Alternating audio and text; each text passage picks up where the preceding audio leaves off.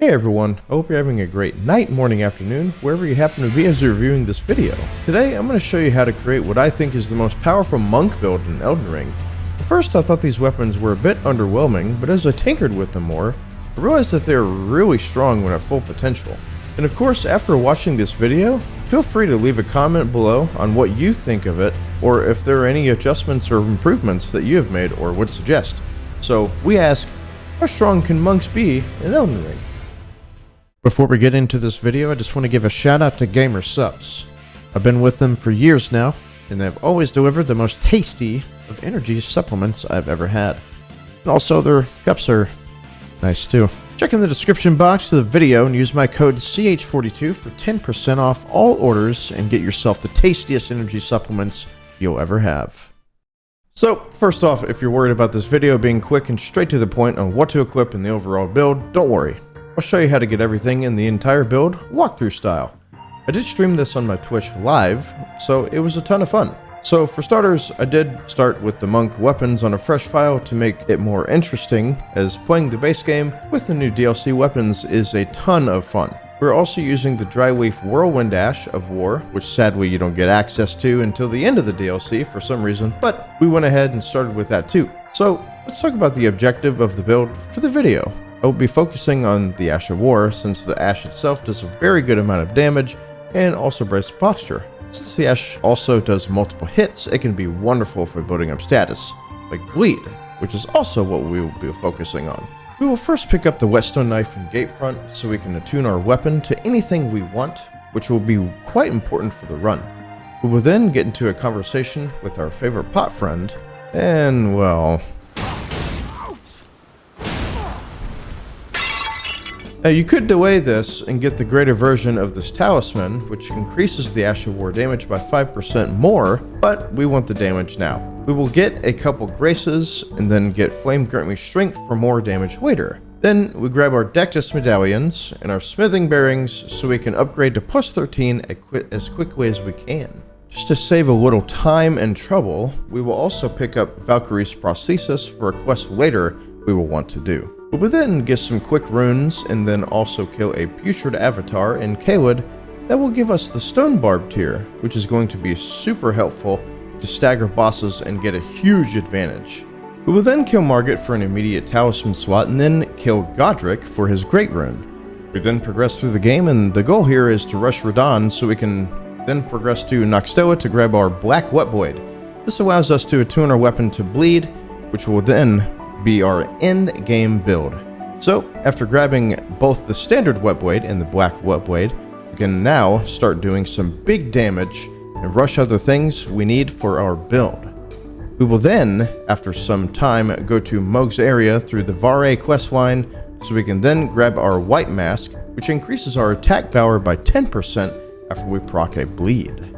Other talismans we will need require us to do Millicent's questline so we can then get another endgame talisman, the Rotten Winged Sword talisman, which boosts our attack power significantly after consecutive attacks, which is exactly what our Ash of War does. I ended up doing a skip in the Forbidden Lands because, well, speedrunner things, and then we kill the Avatar tree in the Consecrated Snowfield to grab our final tier, the Thorny Crack tier, which will stack with our Rotten Winged Sword. This tier increases our damage by 9, 13, and then 20% after consecutive attacks, which will be very huge. We then have one more very valuable talisman to grab at this point, which is the Lord of Blood Exaltation talisman, and that is found in the Leyndell Catacombs. This place is a bitch to get through, but it's worth it for the bleed builds, which is what we are. It gives us 20% more attack power after we proc a bleed, and it does stack with the white mask. So, now we go to Farum Azula to kill the Godskin Duo to upgrade our weapon to plus 25, and then make our way to Mohg and then to the DLC. I was surprised to see how effective this build was against Mohg, and I destroyed him. Oh my god. Oh my god, dude. Got him! Oh shit! Any build that can skip the Nihil phase is good in my book. Now, we progress to the DLC to get our final talisman. You can skip to Castle Ensis by going around it and taking a Spirit Spring to make your way to Morth Ruins, and grab our final talisman, the Shattered Stone Talisman, which increases stomp and kick skills by 10%. So, now that we're all set up, there are a few things about this build which make it very effective against all types of enemies and bosses. Since this build is focusing on Arcane for our bleed build-up, boss fights that can't bleed, such as the Putrescent Knight, you will just switch the weapon attunement to Occult. And the weapon has a B scaling for Arcane, which isn't bad at all. If you're on New Game Plus, you could also swap out the Lord of Blood Talisman for Millicent's Prosthesis, or anything else you feel would help. If you want to be a little more conservative, you can then swap out a talisman for Dragon Crest Shield, which will help you take some hits. I haven't tested this myself, but since you technically jump during the Ash of War, you can equip the Raptor's Black Feathers for an additional 10% damage increase. Of course, if it works that way. There are some stupid looking shoes you can farm for at the end of the DLC that can increase kick attacks by 5%. These look really dumb, but function over fashion. They drop from the Divine Bird Warriors, and I believe the drop percent is around 2%, so you'll be there for a little while, if you really want them. The chest piece and gauntlets don't matter much, but I prefer the Solitude armor on any build that I can mid-roll with. One downside to this build is if you are focusing on the Ash of War for your primary source of damage, the skill itself is sort of a long animation and locks you into a commitment. So be sure not to just spam it, as if you're not careful, especially in the DLC, it can get you killed. Unfortunately, there are only 2 true hand-to-hand weapons in the DLC, and I would have loved to see more variety here. Like I said at the beginning of the video, they seemed really underwhelming at the start, but after doing some tinkering, this ended up blowing my mind with how much damage you can do, and is now one of my favorite builds in the game, if not my favorite. If you have done a build with this weapon and feel mine or yours could use some adjustments or improvements, feel free to drop a comment below, and if you like the video, make sure to hit the like button. I've done multiple fun builds from the DLC, and if you'd like me to make another video like this, let me know. Thank you for watching the video once again, and have a great night, morning, afternoon, wherever you happen to be. Until next time.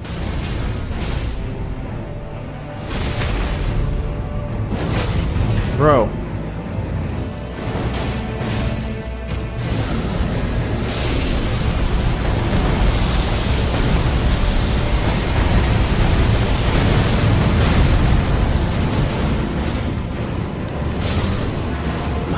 Destroyed.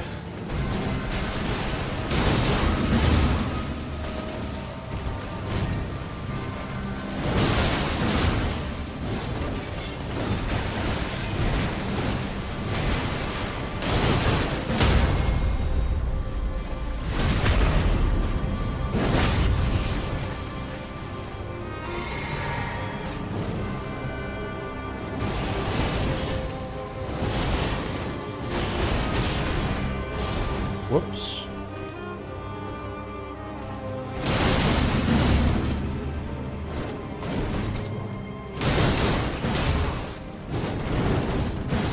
Oh, she's fucked.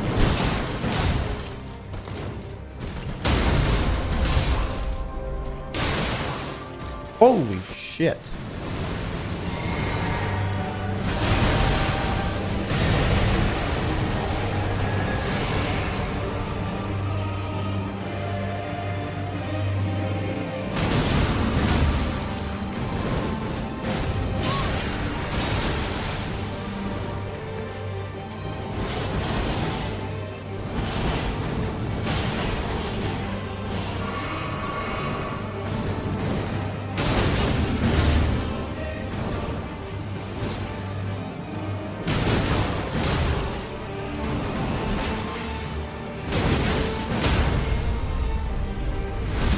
Bro.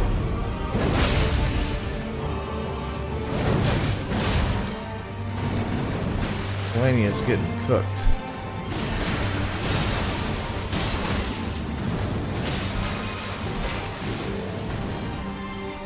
I'm out of blue juice though. It's not very good.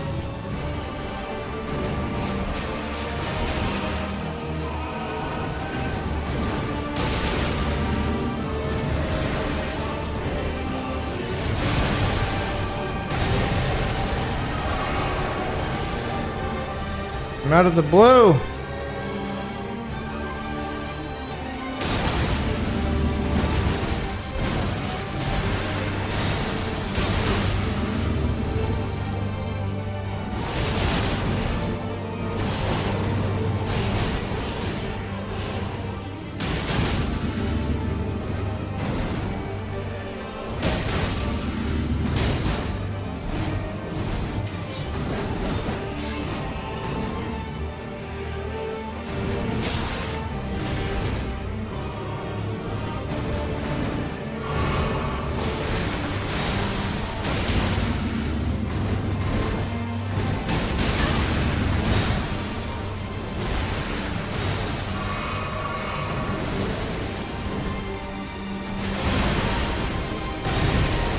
Damn it. I'm out of the fucking blue, man. It sucks.